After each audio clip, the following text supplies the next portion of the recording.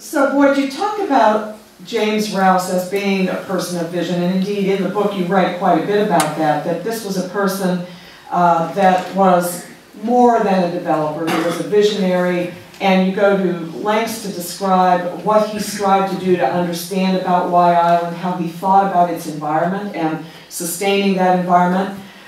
Yet, despite that vision, and despite his efforts to try and, if you will, blend people and place and environment and economy, nonetheless he ran into opposition. You've just described some of the reasons why that is the case, but this brings me to ask, does design matter? That is, in the context of those inevitable concerns about change, view, whatever it is people bring to the table, does design matter? Is design itself for a development,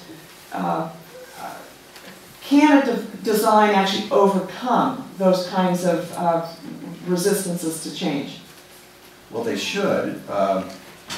I think design is essential, and you see it more often in the cities because we don't have any good examples in rural areas of development. In the country, not many.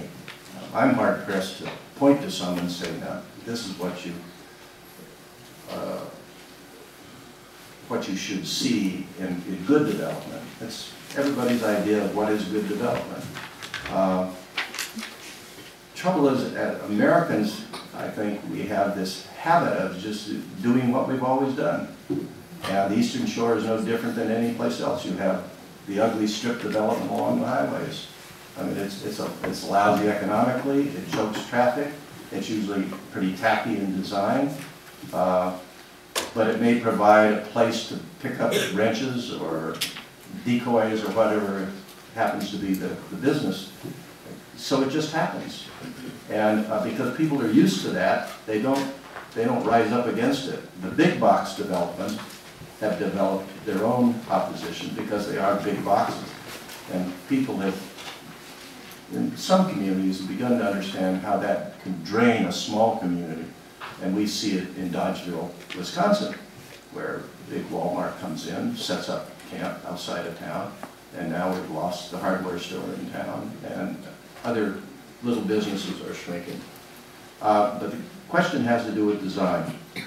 And I think Rouse really had a sense of the aesthetics and how you make development work in saying, let's put the population that's going to come here in a condensed form, and he wanted it to be a traditional waterfront village. Could you design a traditional waterfront village?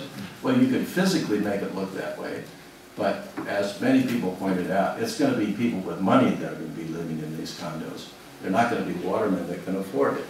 So in the sense that this is going to replicate Tillman Island or any of the other places that I don't know if they still are thought of as waterfront areas, or waterfront villages, watermen's areas. There's not much chance that that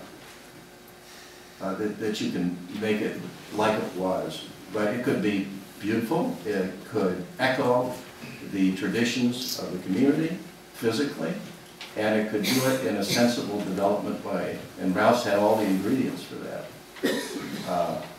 But it was a big project. And because it was big, it was difficult for people to swallow.